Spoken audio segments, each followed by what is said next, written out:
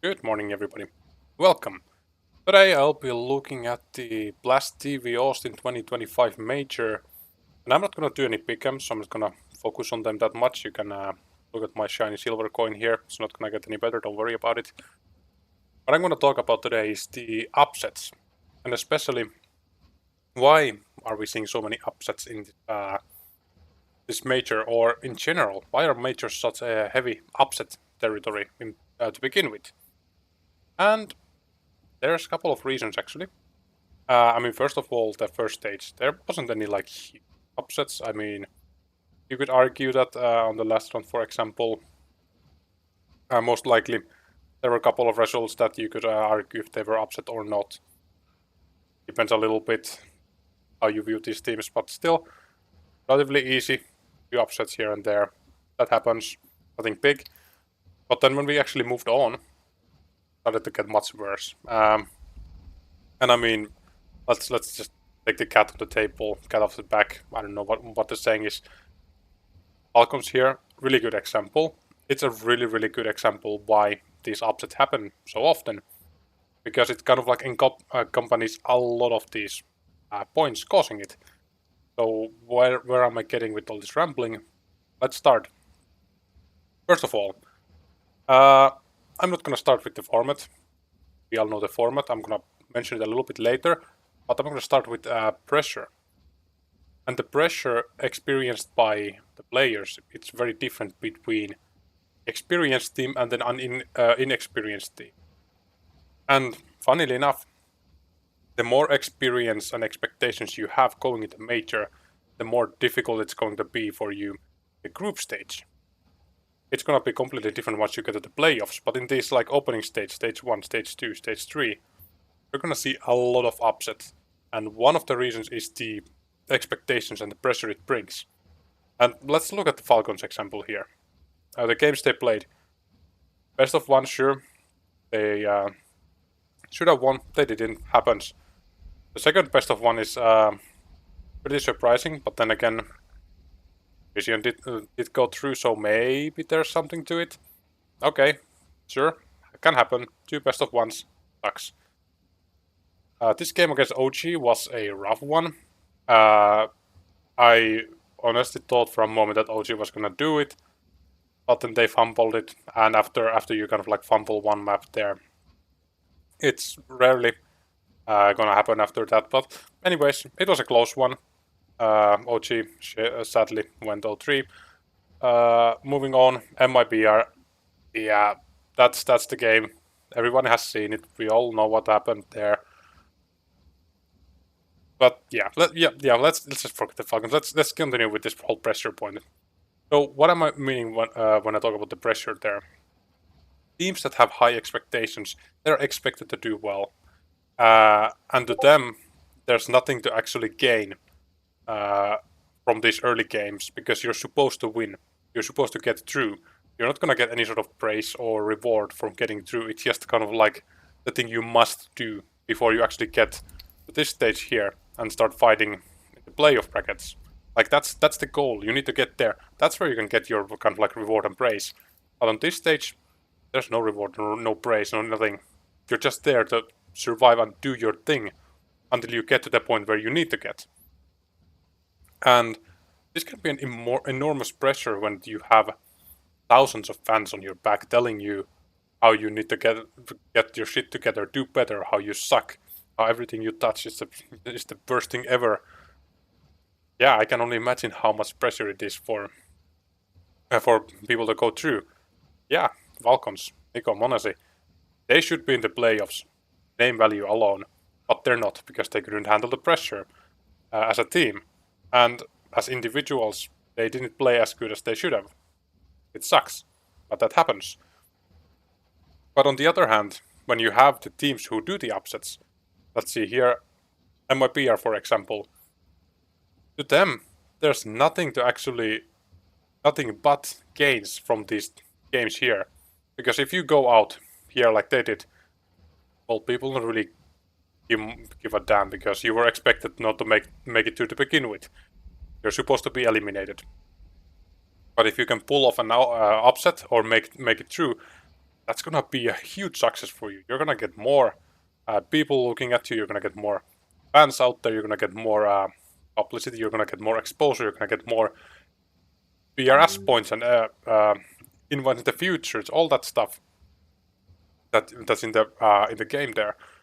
So you can only basically gain something. You're not really losing when there's no pressure to begin with. Like, let's see, who did we have here dropping out? We had Fluxo, Messi Sport. I don't think people really expected too much from them to begin with, so they were just happy to get the stickers and walk away. I mean, sure, there's some that's gonna be painful, like Complexity, for example. They're supposed to be the American team right now. They're not. That's tough for them, but other than that,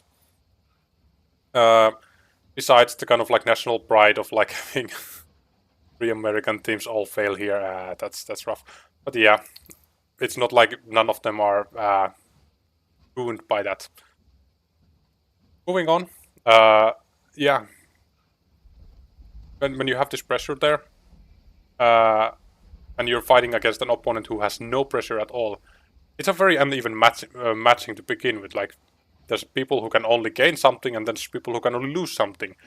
Which one is it easier to play as? A person who's not expected to do anything, or the person who is not who is expected to do everything? And what you can often see is when people, or when these teams start in tough positions, the mood in the team might be horrible. I mean, if you saw any of the Falcons, like interviews or clips or anything like that, it didn't look like that was a team that was having fun, or doing well, or having good time. It looked like a team who's absolutely suffering to be there because they know they need to be here or here, but they're not. So instead of every single move they make is looked with a magnifying glass. Here, first loss, they're getting a lot of shit. Second loss, oh boy, were they getting shit on. This game over here, yeah, I mean, people weren't really happy about that, and then finally crashing out. That's basically the laughing stock of the whole major right now. Everyone's talking about them, or Buzz before the playoff started, but close the storytelling of things. Anyways, it's a completely different world to be in a situation where you can only lose, and in a situation where you can only win something. And the thing here that makes it really, if you will, unfair, is the factor that the pressure for the smaller teams, it really doesn't show that much until you actually reach the playoff stage here. Because in the playoff stage, that's when you start actually having the pressure as the underdog too, because hey, now there's the crowd in front of you, right there. Suddenly everything is too real, and you start worrying about things, and well, maybe you're not actually getting through. Tough one. That's why the Mongols is a good example.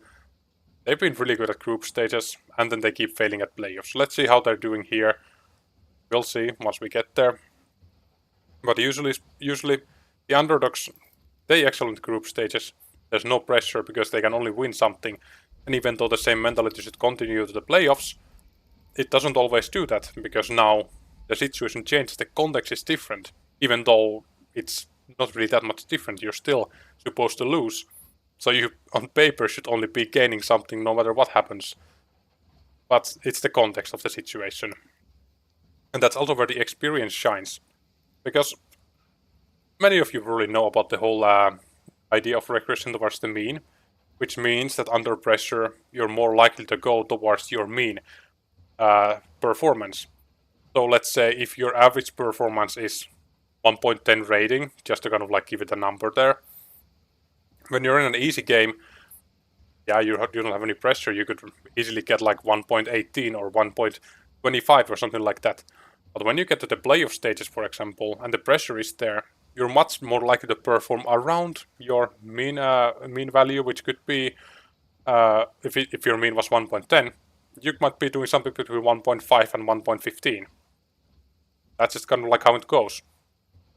So that's also one of the reasons why the underdog teams don't really perform so well in the playoff stages, because they have so much pressure on them, and since they have not necessarily gained the skills to handle that yet, they're gonna be regressing on their level, and the more of the top dogs here, they're gonna do much better because they can still under the pressure perform to their mean level, which is usually higher than the underdog teams. But here, on the group stages, the dynamic completely flips because you don't really have that pressure. You can play pretty freely. I mean, if you're a 1.10 rating player, might just do 1.20, 1.25, have a live game like who was it again? OG played against was it here? OG playing against Complexity, the opening game. Nigotos basically just throwing new records out like it was nothing. Yeah, I mean, there wasn't really much pressure to go off. I mean, it's not a perfect example because it wasn't really a high pressure game in that sense for anyone. Both very even teams. Doesn't matter. Just to show that you can do amazing things when you have a little bit less pressure on your shoulders. But it's not a perfect example. Just bear with me, bear with me. Moving on. What I was saying. Yeah. So here. Let's go back to the Falcons because it's just such an easy example here. MYBR, they can play pretty freely. They don't really have much expectations to go through to begin with. They are expected to drop out here. They know them, everybody knows it. But then when the Falcons is actually starting to lose rounds, they're under the pressure. They have harder time pushing above their actual mean performance levels there. I mean, as we saw, Nico and Monisi, they didn't really reach that to begin with, which is uncharacteristic for them, but hey, it happens. MYBR, they could just breeze through, they could play amazingly. They were heavily punishing Falcons for the mistakes they made, and that's the pressure factor there. Okay, I've been rambling a lot about the pressure, so let's move on a little bit. I have two more things here, and one is of course the overall format and how that plays a role in it. But the other one is a bit more nuanced, I suppose, which is the uneven preparation for individual matches. And what I mean by this is that when you have the top teams who are always playing one another, everyone's looking at them, everyone's seeing what they're doing, and everyone's trying to be like them. So everybody kind of knows what to expect. But here, let's start with for example, this Legacy Vitality game. It's not exactly perfect representation since Legacy went 3-0, so it was basically known that they're gonna be there. So still, it wasn't that big of a surprise that they were playing against Vitality here. But when you're going to these games, as a Vitality, I would expect that you're more focusing on your own game, honing in your own stuff, making sure you're playing as well as you do as yourselves. But as a Legacy, you have seen and probably studied and probably tried to copy all the stuff you see Vitality do, so you know what to expect, to a degree at least. And that doesn't really go towards the other way, because Vitality is not, understandably, looking too much what you're doing in your games, because there's not really much to gain by looking someone on like level or two below you for new stuff. You need to be adapting on your own environment, which usually is the top teams. And when you're constantly playing the top teams, yeah, that's kind of like just the thing. You need to be ready for that stuff. So it's a very uneven position to begin with. Because now you have a team who basically knows what you're doing simply because you're all on the top. And when you clash together, the underdog can take an opportunity and advantage over that. And push you to the limit, push you all the way to the end and see how it goes. And it's kind of like something that is very heavily aided by the format. And I'm gonna move back to the format right now. I think the first two things I mentioned, they are there, but the format is really, really, really annoying for the top teams because it's basically making sure that the underdogs have as easy of a time to advance forward as possible. And what do I mean by that? Well, first of all, best of ones, and still here, best of ones. When you play only maximum 24 rounds, it's gonna be really tough to be the actual number one that matchup if you have a poor start, for example. Like here, Legacy took very early advantage over Vitality. It's really hard to recover within that short period of time. And then all of a sudden, you end up losing very confident, very severely here. And that's really bad for the top teams because, again, when your opponent knows what you're kind of like doing because they've been looking at you a lot during their own practice and preparation, it's not really much you can kind of like do to counter them.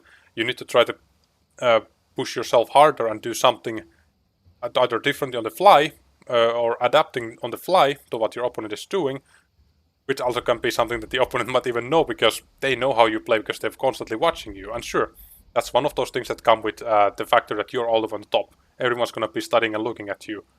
I agree, that's just a thing. But it's still not making it any easier for the top talking the moment, especially when it is a best of one. And second of all here, the seeding seems very strange and counterintuitive.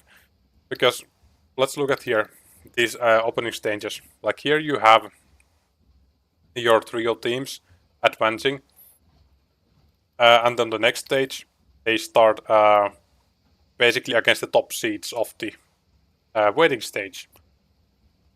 It seems very counterintuitive that you would be punishing the teams who are doing very well, while giving the other teams time to catch up. Like here, here. Like the last three that get through, we have like Lin Vision, Tyloo, and then Legacy here. Who did they play in the first round?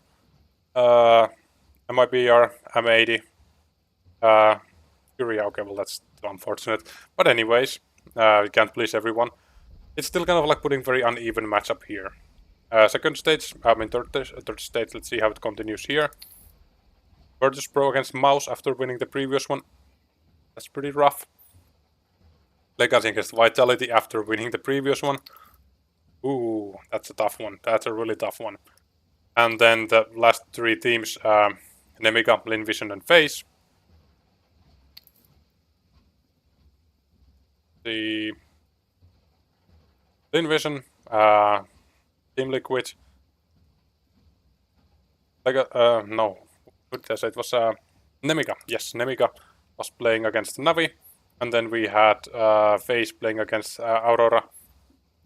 I mean, well, it's not really that difficult of a match in comparison to what you have gotten otherwise, but still, here we see it's pretty rough matchup here compared to these two over here.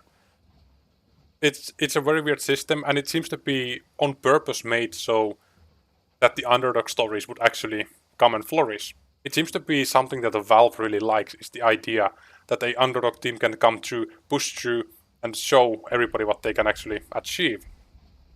And I'm not against that philosophy as it is, but it's gonna be making your tournament format a really tough one. And I fully understand why many people might even say that the major format is not as good as some other tournaments. Like, the major will always have the prestige of being the major, but it might not be competitively as good of a tournament as, for example, Cologne is going to be. Simply because this kind of format, it really pushes the underdogs through more easily because of the combination of your pressure, your format, your disadvantage situation. I mean, what I even already forgot to mention is the factor that you have some of these teams playing like 2 stages before coming to the 3rd stage, where you have all the real favorites, and then they're just put in the best of one pretty coldly, like not really much preparation in that sense. While the other teams, they already know how the environment is, the playing. They've been playing on those like booths over there. They're very familiar with the setting. They're already kind of like on the work mode, whereas the other teams are kind of like still in a little bit on the sleepy mode there. And that's why it's so easy to have this upset happen in the first round. It's like, it's really tough to avoid them, and that's why we're seeing so much of this to happen to begin with.